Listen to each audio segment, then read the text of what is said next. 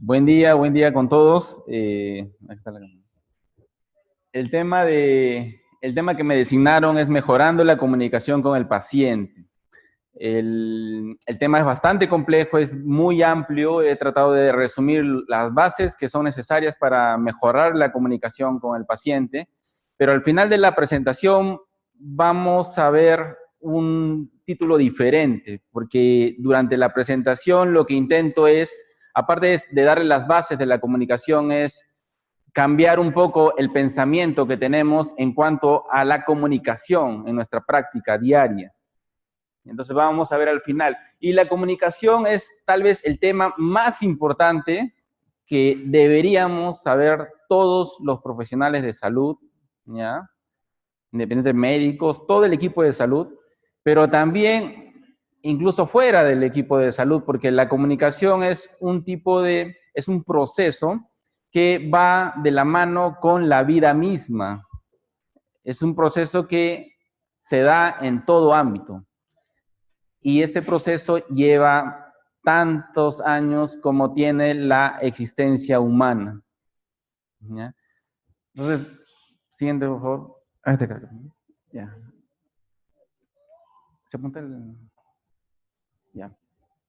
Entonces, he tratado de resumir estos 4 puntos principales. Primero, hablar de la comunicación humana. Segundo, qué factores del médico son necesarios para la comunicación. Tercero, factores del paciente y la familia para la comunicación, porque lo que les vuelvo a repetir, este proceso es un proceso, o sea, es una interacción. No es solamente, la comunicación no solo depende del médico, ni solo depende del paciente. Y hemos acostumbrado a veces, ¿no? Colocamos mal informante, ¿no? El paciente no da buenos datos, ¿no? Entonces, y vamos a ver que hay muchas formas de obtener información del paciente, de la familia, que va más allá de a veces lo que pensamos, ¿no?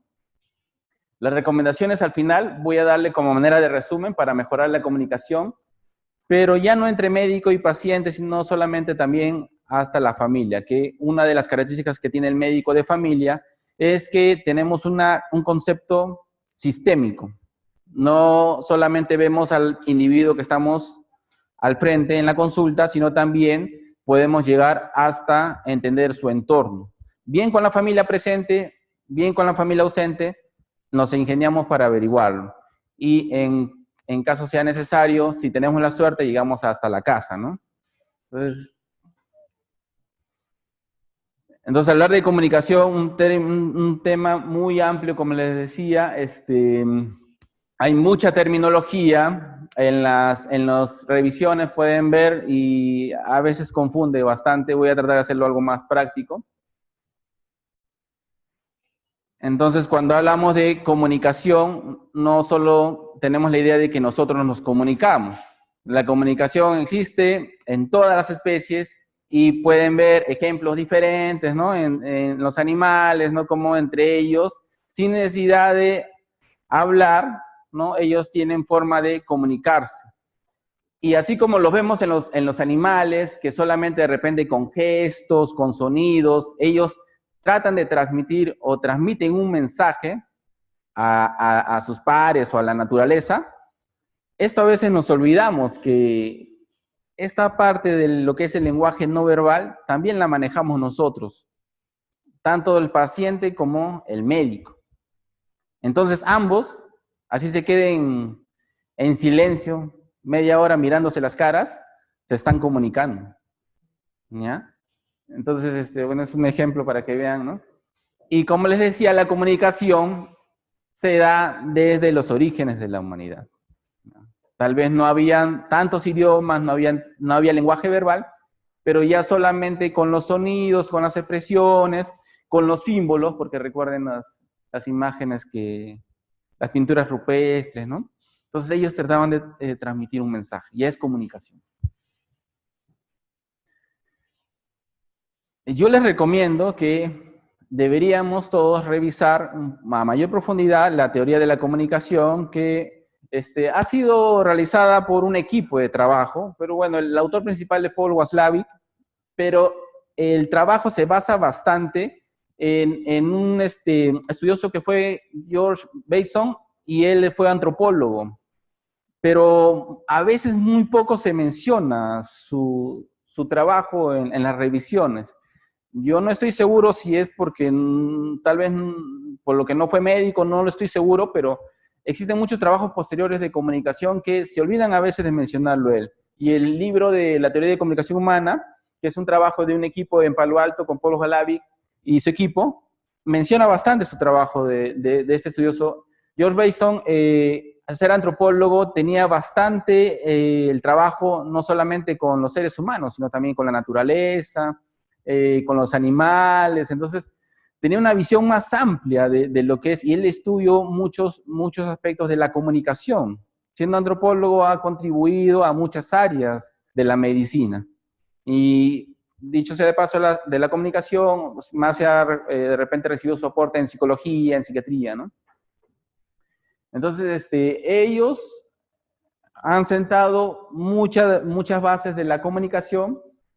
Y esto es para que vean, tradicionalmente hemos estudiado, ¿no?, estos elementos de la comunicación y como que muchos hemos pensado que es algo unidireccional, ¿no?, que hay un emisor y un receptor.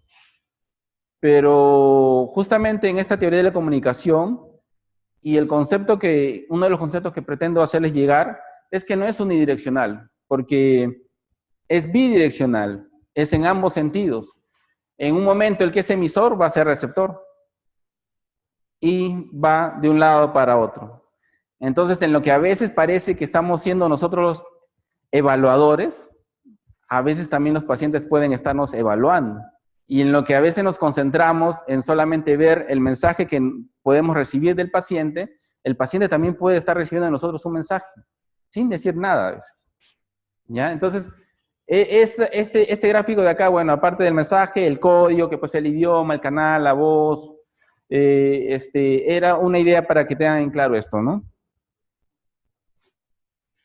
Entonces, en el trabajo de la teoría de la comunicación humana, están estos 5 axiomas muy importantes que muchos lo conocen, y para reforzar, el primero es la imposibilidad de no comunicar, porque la comunicación es está relacionado con la conducta. Entonces, una comunicación es una conducta. Y no existe nadie que no pueda realizar una conducta. No existe el no comportarse. ¿Ya? Igual, así nos quedemos quietos, no digamos nada, estamos haciendo una conducta y esa conducta transmite un mensaje. Por eso es este primer axioma, imposibilidad de no comunicarse, no existe. ¿Ya?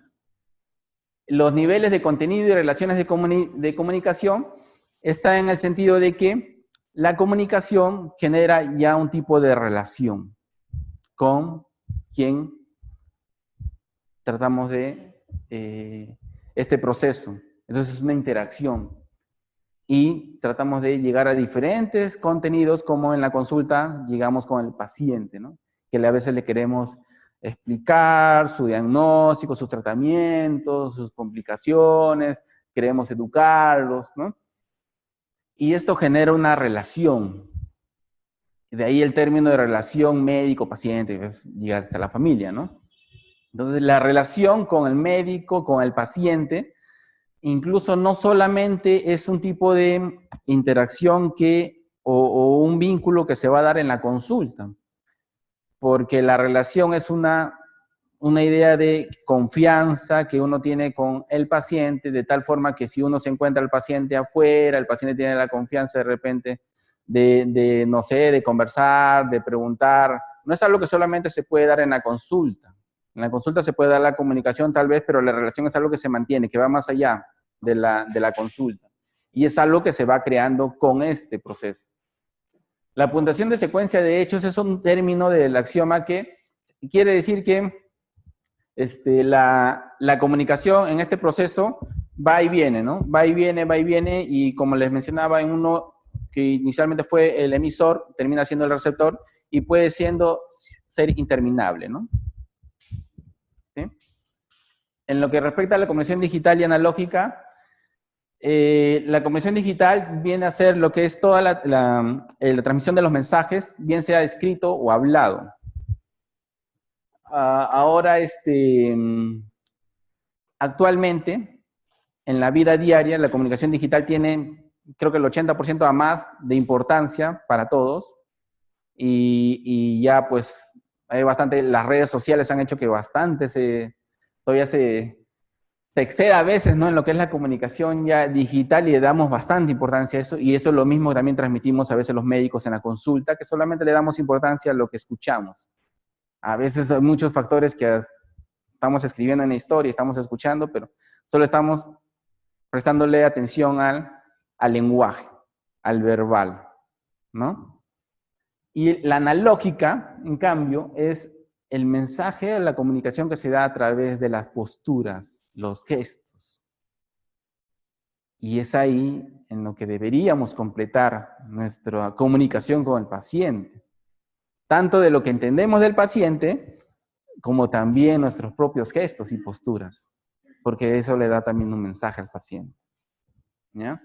Entonces, lo que pasa ahora, actualmente, es que mucho de la comunicación analógica se hace digital, porque ahora vemos en las redes sociales de que ya mandamos los emoticons, ¿no? O sea, si estás contento, si estás alegre, si estás, ¿no? Entonces ya todo lo que antes se podía tal vez comunicarse, ¿no?, en persona y viendo, ¿no?, el rostro, ¿no?, los gestos, y ahora ya se hace digital. Entonces ya se hace un montón de peso en esta comunicación digital, ¿no? En la interacción simétrica y complementaria es en el sentido de que mucho tipo de comunicación entre personas puede llegar hasta un momento a ser competitivo, y eso hace que sea simétrico, ¿no? Entonces, un ejemplo que dan es, si es que tal vez yo veo que un grupo se está riendo de algo y tal vez yo estoy en ese grupo y bueno, no entiendo muy bien por qué se ríen, pero también me río para estar en el grupo. Entonces como que lo va haciendo simétrico porque se hace también un poco competitivo en la comunicación. Y se hace complementaria porque también puede ser un estímulo. Entonces lo que uno le dice a la otra persona puede terminar siendo un estímulo, pero también puede ser una reacción. Y eso puede generar cambios, así como lo decimos a los pacientes, ¿no? Nosotros le llegamos un mensaje y ese mensaje, el paciente puede reformular su pensamiento y decir, no, yo sí, pues, ¿no? Definitivamente lo que tengo que hacer es hacer más ejercicio y hacer un poco más de dieta, ¿no? Eso está generando una reacción, el estímulo que inicialmente le dimos. Pero también podemos hacer un reforzamiento en la comunicación. De repente, en aclarar un poco más las dudas del paciente o de la familia, y de repente motivarlos un poco más al cambio de su comportamiento. Entonces, en lo que yo les mencionaba, que el proceso va de un lado a otro, finalmente una persona en un punto dado puede ser estímulo, puede ser reacción y puede ser reforzamiento. Entonces, ese es sumando todo el resumen, ¿ya? Entonces, me gusta bastante, solamente acá para reforzar un poco más la importancia que debemos dar al lenguaje no verbal, ¿ya? Y acá Paul Ekman es un psicólogo muy famoso por estudiar con un equipo durante muchísimos años. Él se encarga de capacitar bastante al personal de seguridad de muchos países para poder detectar qué personas mienten, solamente con los gestos, las posturas, los comportamientos. Entonces, les invito también a que puedan revisar este libro, muy interesante, porque él en lo que se centra es de que una persona, para poder mentir, tiene que planear la mentira. Y entonces, en su proceso de poder detectar personas que mienten, él tiene que ir viendo en qué momento no se adecúa lo que uno dice con los gestos, ¿no? Entonces, cuando hay la persona que miente, también, como a veces nos pasa, nos concentramos mucho en el lenguaje. Entonces, la persona que miente, por lo general, le menciona de que se concentra mucho en lo que va a hablar, pero no se concentran, por lo general, en cómo actúan. Entonces, salvo que sea, bueno, un mentiroso bien planificador, pero de todas maneras, en el largo de la entrevista, el entrevistador tiene que tener la habilidad de poder facilitarle que dé más información. Mientras más información logramos que saque el entrevistado, entonces podemos llegar a un momento en que él no estaba preparado, no había planificado la mentira, entonces lo que dice no va a ser de acuerdo con cómo se presenta, ¿no? Y es ahí uno de los factores que usa Paul Ekman para detectar las mentiras, ¿no? Entonces, una serie también sacaron a raíz de su libro, Lie to Me. También interesante que puedan verla. Se escuchan. Entonces, cosas como esa, ¿no? Si tuviéramos un paciente, ¿no? Que de repente está como en el lado izquierdo de la mujer, ¿no? Y nosotros estamos de repente, habla, esforzándonos, ¿no? Bien esmerados porque nos entienda, ¿no? Porque de repente, ¿no? Y estamos invirtiendo nuestro tiempo bien chévere y la paciente nos mira así, está así, ¿no? Entonces, ni caso nos está haciendo de repente, ¿no? Está aburrido, tanto habla, yo quiero que me dé mis pastillas, nada más, ¿no? Entonces, y en cambio acá se muestra, ¿no? Interesada, ¿no? Entonces, eso es importante que podamos ver nuestra consulta, ¿no? Lo mismo también podría pasar si ve a un médico, ¿no? Si un paciente ve a un médico, como en el lado izquierdo, el paciente está también contándole toda su vida, ¿no? Todos sus problemas, ¿no? Y el médico está ahí, ¿no? De repente posguardia o pensando en sus problemas, ¿no? Entonces, ¿qué le está transmitiendo al paciente? ¿No? Entonces, también, ¿no? Por eso es bidireccional, ¿no? Lo mismo pasaría acá en el lado derecho, ¿no? Y solo para resaltar, ¿no? Y eso ya es a mayor profundidad, ya pues, ¿no? Paul Ekman hablaba de las microexpresiones, ¿ya? O sea, ya él se concentra ya bastante en ciertas características del rostro que puede dar a entender el mensaje, ¿no? Por ejemplo, acá dice párpados superiores elevados, cejas elevadas, entrecejo unido, párpados inferiores tensos, ¿no? Ya son microexpresiones, ¿ya? Entonces, para que vean qué tanto puede llegar la comunicación humana, ¿ya?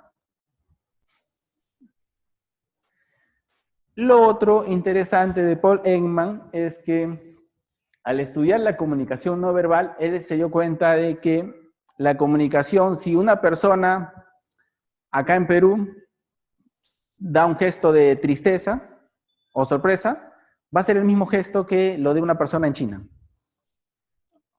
O sea, el mismo gesto de tristeza, de sorpresa, de pena, de amargura, esos gestos son universales, independientemente de la cultura, del lugar, de la edad, ¿no? Entonces, y eso es algo que muy bien nos viene a nosotros también porque somos un país intercultural, entonces no, lo que aprendemos no va a ser que solamente para un tipo de repente de raza, es una mezcla acá nosotros, ¿no? Entonces, podemos ver acá, cada uno, si nos concentramos en cada imagen, cada una tiene un significado y lo entendemos, ¿no?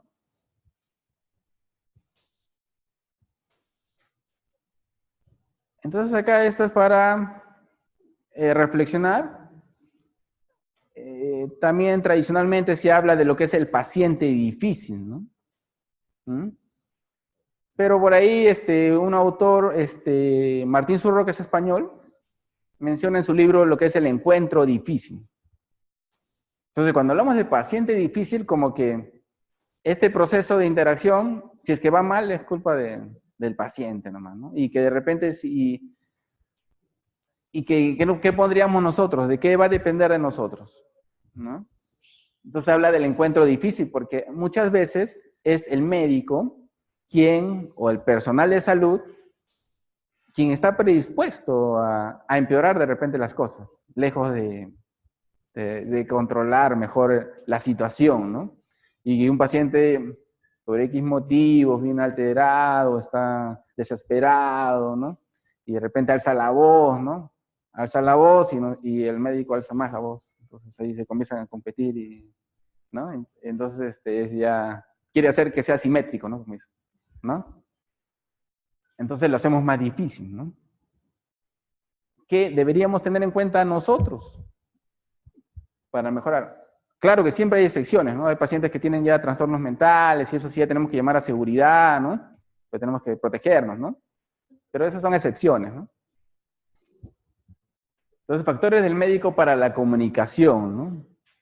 Entonces, ¿qué vamos a necesitar o qué deberíamos tener el médico y en general todo el personal de la salud, ¿no? ¿Qué tanto de nosotros contribuye a empeorar o mejorar la comunicación, ¿no? Entonces, un tema muy, muy, muy importante que nosotros deberíamos manejar es la inteligencia emocional, ¿no? Y muchos acá, es un debate, ¿no? Siempre tradicionalmente, si alguien habla o se quiere hacer referencia al amor, a los sentimientos, es el corazoncito, ¿no? El corazón, ¿no? Y qué tanto nosotros realmente amamos ahora con el corazón o queremos con el corazón, ¿no? Sino que más bien con el cerebro, ¿no? Pero ya es un mensaje, ya es algo tradicional que se entiende que el corazón, ¿no? Pero este es un símbolo que, para que tengan idea de lo que es el control y el manejo de lo que sentimos con lo que deberíamos controlar en nuestro pensamiento, ¿no? Y pues acá es una contribución muy importante de Daniel Goleman, otro psicólogo, en lo que es la inteligencia emocional. Entonces, todo el personal de salud debería preocuparse por desarrollar y mejorar su inteligencia emocional, ¿ya? Porque todos, o de repente casi todos, no sé, siempre tienen alguna preocupación personal, familiar, ¿no? Y de repente por ahí, ¿no? Que el tráfico, que una mañana pesada, ¿no? O no sé si posguardia, ¿no? Entonces a veces llegamos y podemos llegar a la consulta y no estamos listos para tener pacientes emocionalmente, ¿ya? Y eso lo transmitimos. Entonces el paciente de que tal vez era un paciente no muy complejo de atender, lo podemos hacer complejo, no prestarle toda la atención que deberíamos darle, ¿no? Y no dar lo mejor de nosotros. Entonces, y ahí, con el tiempo, muchos llegan a hacer lo que es el burnout, ¿no? Entonces, deberíamos evitar eso, ¿no? Cuidar bastante y reforzar nuestra inteligencia emocional, nuestro manejo de emociones. Que Daniel Goleman vio que era más importante incluso que la inteligencia intelectual. Entonces, de ahí que hay muchos pacientes de que no prefieren al médico que sabe más, o el más viejito, el que tiene más experiencia, sino prefieren al médico que los escucha, los habla bien, les explica, no se desespera, no reniega si es que por ahí se olvidó tomar una pastilla, ¿no? A veces los pacientes están con miedo, ¿no? Le tienen miedo a su médico, ¿ya? Y nosotros en la consulta, que vemos pacientes pluripatológicos, ¿no? A veces pacientes que ya están años con una enfermedad crónica, años. Tienen un médico años que les ven, ¿no? Y llegan y nos cuentan cosas que no han contado antes a su médico. ¿Por qué? Porque tenían miedo que les va a llamar la atención, ¿no? No se sintieron en confianza. ¿Ya? Entonces, es muy importante esto, ¿no? Y otro aporte más es el de Michel Balint, ¿ya?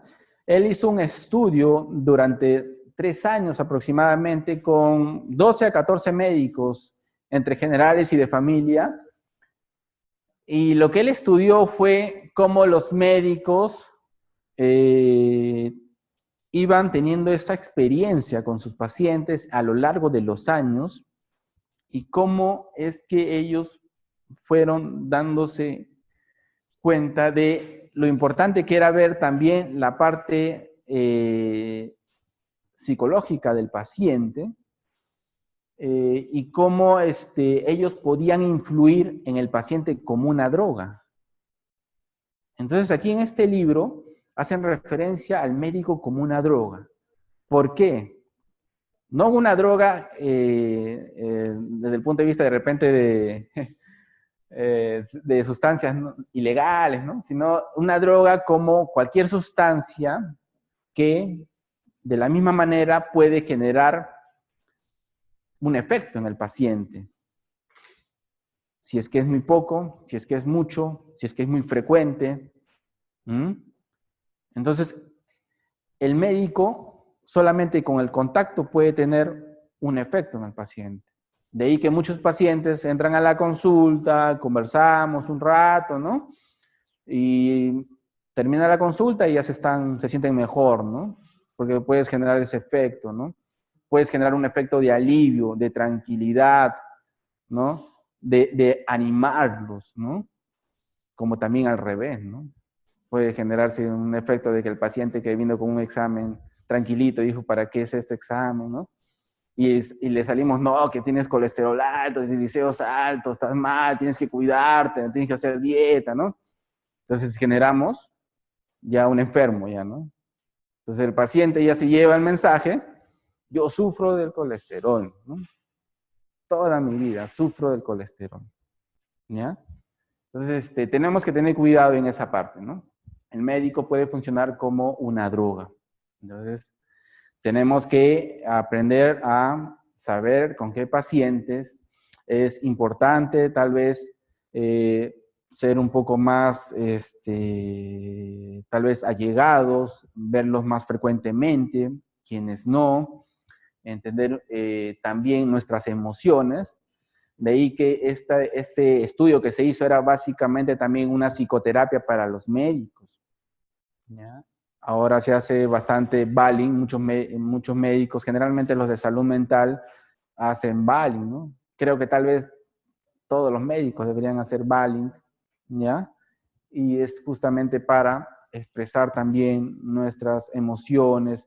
Muchos de nosotros que tenemos y de repente no hemos superado nuestros propios problemas, podemos influir eso en la consulta con el paciente. Podemos transmitirle, o de repente nos conmovemos demasiado, o de repente nos enojamos demasiado con ese paciente, porque nosotros hemos tenido algo en la vida que se asemeja y eso puede influir también, ¿no? En la comunicación. Entonces también es un libro interesante que puedan revisar. Pero les he seleccionado nomás ciertas cosas porque existe un montón de referencias, ¿ya? Entonces, otro tema importante para la comunicación es lo que es la atención plena.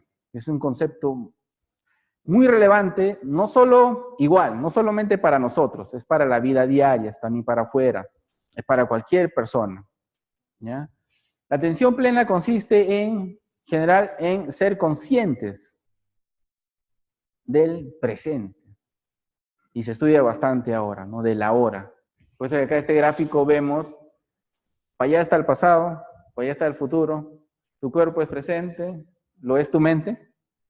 O sea, mi cuerpo está acá, pero mi mente está acá, o está recordando todo lo que me pasó, o está pensando en lo que quiero que me pase, ¿no? Entonces, ¿qué tanto nos concentramos en nuestro presente?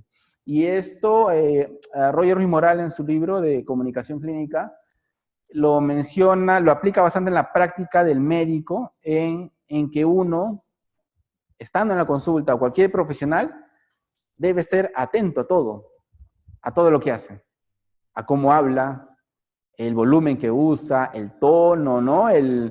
Las expresiones que hagamos, las posturas ¿no? Entonces, siendo atentos plenamente en nuestra consulta, en nuestro quehacer, nosotros podemos corregirnos en ese momento o corregirnos también a futuro. ¿Ah? De repente, en algún momento, estamos hablando algo que no le estamos expresando bien o estamos siendo muy duros con el paciente, entonces podemos corregirnos en ese momento, pensar, yo estoy hablando, no, creo que el paciente no me está entendiendo, ¿no? O sin querer estoy hablando puro término médico y pensando que estoy hablando con un colega y es el paciente, que a veces algunos ni instrucción tienen. Entonces, esa es atención plena, ¿no? Es muy, muy, muy, a considerar, ¿no? Muy importante, ¿no? Entonces, factores del paciente, ¿no? Así como mencionaba, ¿no? El paciente puede estar ya, tal vez ya con cierta carga, ¿no? Emocional, cierto estrés. Y dicho sea de paso que lamentablemente a veces el sistema de salud actual genera mucho estrés en el paciente, porque hay muchos trámites, a veces administrativos que hacer, mucha espera, ¿no? Y el paciente de lo que inicialmente tuvo un problema, que dijo ya, tal vez me van a ver de aquí a un mes, ya termina 6 meses y todavía no lo operan, ¿no? O todavía no se hagan consulta, recién va. Entonces ya cada vez el paciente se va estresando más, se va poniendo más tenso, ya cuando llega ya a los 6 meses al médico ya no es igual cuando comiendo el primer mes, ¿no? Ya va a estar más ansioso, más desesperado, ¿cuándo me van a hacer esto? ¿Cuándo voy a salir de esto? Que sigo mal, ¿no? Y, y sin contar todo lo que puede pasar en la casa, ¿no? De ahí que nosotros, los médicos de familia, cuando vemos a un paciente, no nos imaginamos que es un individuo aislado, ¿no? Nos imaginamos que a su alrededor hay todos unos factores familiares, trabajo, amigos, etcétera, que pueden estar influyendo, ¿no? En su comportamiento, ¿no? Y ven, este es un comportamiento y es comunicación, ¿no? Esto nos está comunicando, no nos comunica que está contenta, ¿no? Está comunicando que nos quiere hacer algo, ¿no?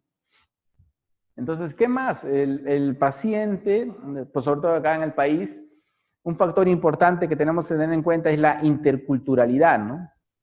Y hablando de cultura, entendemos todo lo que son las creencias, ¿no? Las ideas que tiene el paciente, las costumbres, los mismos lenguajes, ¿no? Esta es una foto que saqué de internet, que es de una capacitación a intérpretes y traductores que se formaron para 37 de las 47 lenguas que existen acá en el país. Entonces, esta es la reunión, vemos diferentes, ¿no? Entonces, eso es una cosa que tenemos que tener en cuenta con el paciente. No todos los pacientes, no toda la familia tienen nuestra formación, tienen nuestras costumbres, y por tanto, por ahí, si es que no logramos que el paciente confíe en nosotros o no logramos entender esto, entonces podemos ser juiciosos. Y esa es una característica que debemos tener en cuenta.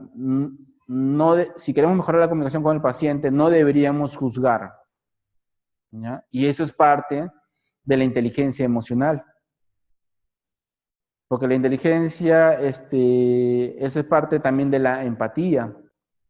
La empatía muchas veces se dice, ¿no? Es ponerse en el lugar del otro, ¿no? Y ahí también hay que tener cuidado, porque ponerse en el lugar del otro debería significar que podamos comprender su situación, no ponernos en su lugar y sufrir como él, porque ahí sí también nos enfermamos, ¿no? Ya, entonces, es eso. Y ser empático no solamente ponerse en su lugar, sino también saber escuchar. Es otro factor que en comunicación se recalca bastante. Saber escuchar no solamente prestar atención al sonido que emite con la boca, por decirlo así, sino realmente prestar atención al mensaje que nos quiere decir y facilitar ese mensaje, facilitar que nos siga contando, ¿no? Motivar lo que nos cuente. Entonces, ese es parte de lo que es la empatía, ¿no? Y lo otro es no juzgar. Imagínense, si ustedes quieren contarle algo a alguien, ¿no? Y comienzan, no, que esto, y esto pasa mucho en muchas familias también, ¿no? Entonces, ¿con qué ánimo de repente a futuro va a querer contarle a alguien, ¿no? Algo, ¿no? Entonces, a nadie le gustaría, ¿no? Otro es el nivel de instrucción. Pacientes, muchas veces tenemos que pacientes analfabetos y estamos esforzándonos nuestra mejor letra, ¿no? Chévere, ¿no? Paciente analfabeto y vive solo, ¿no? ¿Ya? Y al final la que se tomaba 3 veces al día te termina tomando 2 al día, ¿no? O al revés, y no nos concentramos mucho en eso. Entonces, hay que ver, ¿no? Lo otro es las deprivaciones sensoriales, ¿no? ¿ya? Porque si parte de la comunicación también es en lo que vemos, ¿no? Y escuchamos, ¿no? También igual, ¿no? Estamos hablando, hablando y el paciente no, está que no dice, ah, ya, ya, entonces, ¿no? O de repente ya no ven bien, ¿no? Y también igual en la receta, ¿cómo lo haríamos? Entonces tenemos que ingeniarnos eso en lo que digamos, tanto el tratamiento no farmacológico como el farmacológico, ¿no?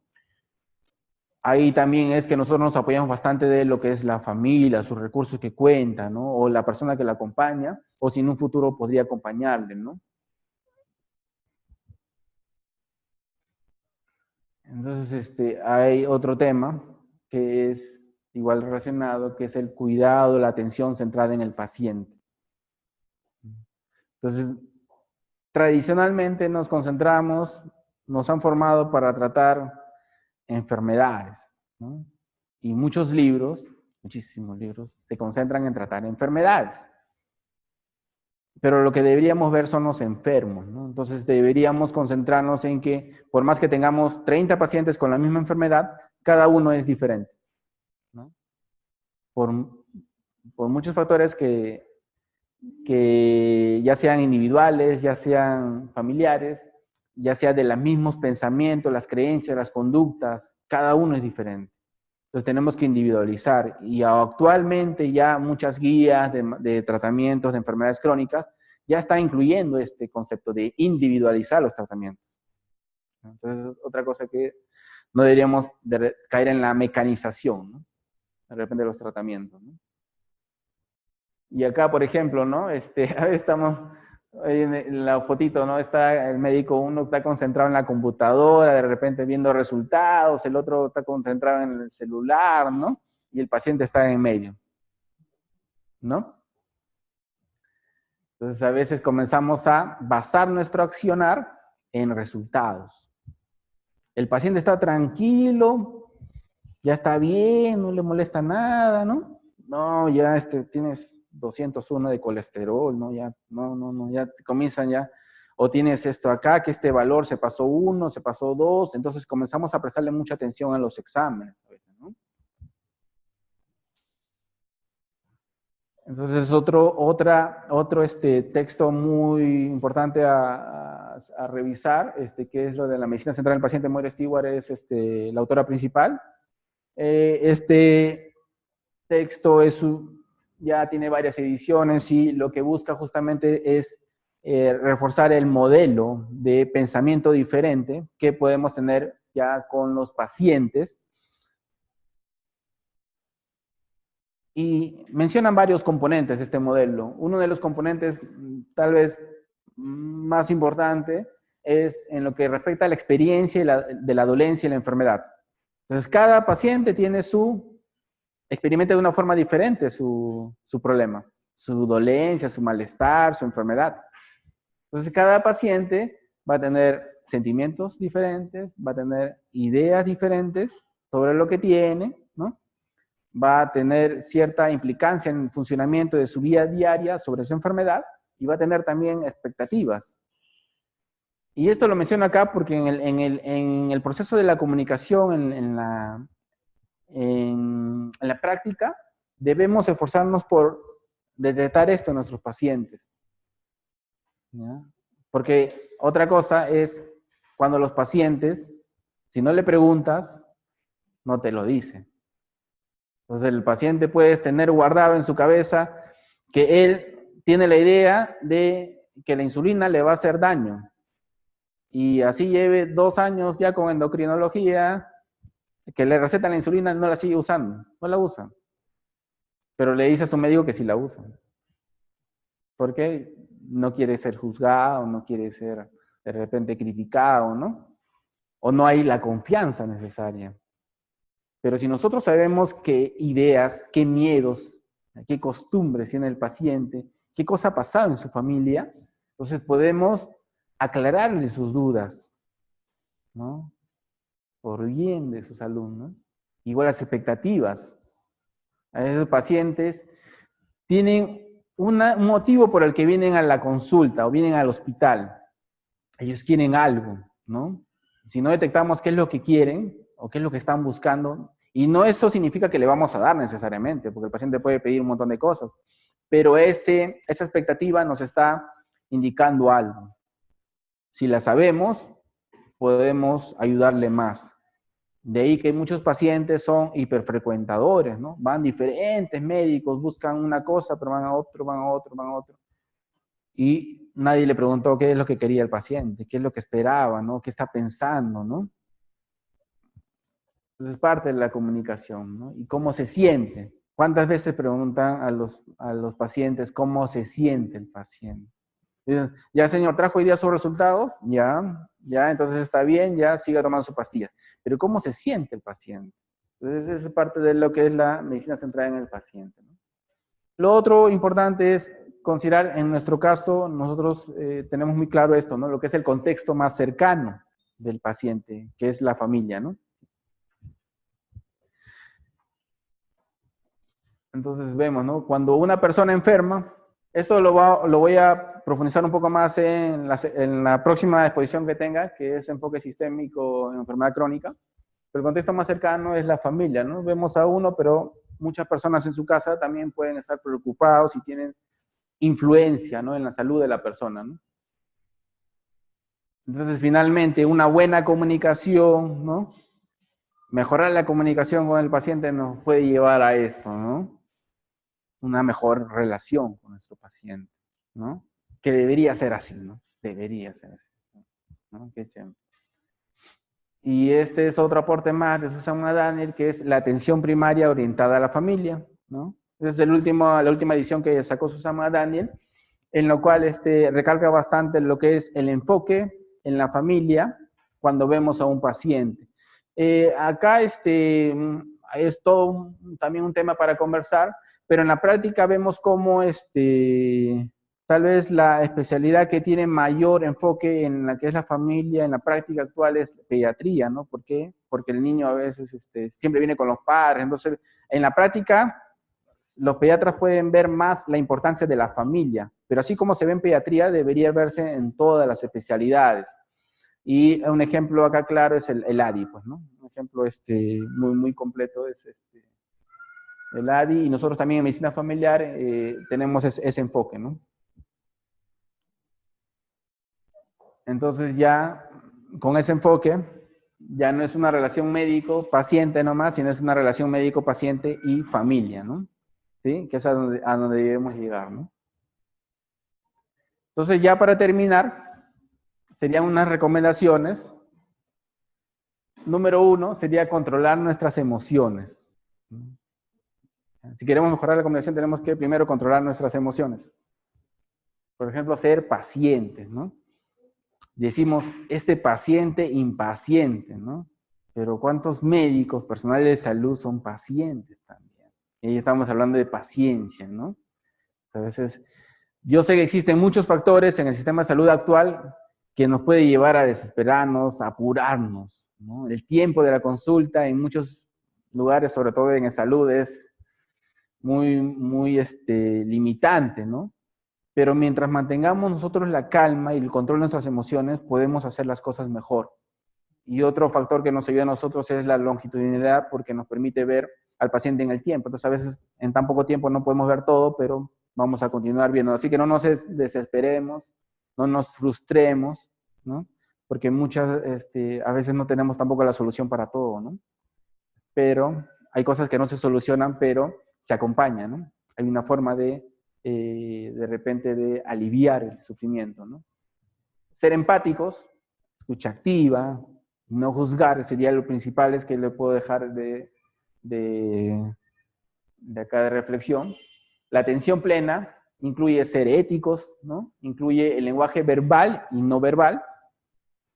Recordar que hay enfermos y no enfermedad. Y cultivar la relación médico-paciente-familia, ¿no? Como cualquier relación, o sea, de pareja, sea de amigos, es cultivar una relación poco a poco, ¿no? Y verificar la interpretación del mensaje es otra característica que no deberíamos olvidarnos. A veces nos olvidamos en las consultas. También igual, explicamos, el paciente no nos entendió nada, nos entendió la mitad, no verificamos lo que nos ha entendido.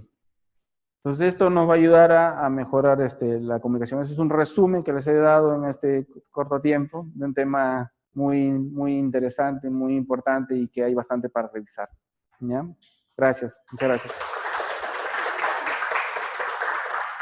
Entonces, así quedaría más o menos el título, ¿no? De repente ya un poco más corregido, ¿no?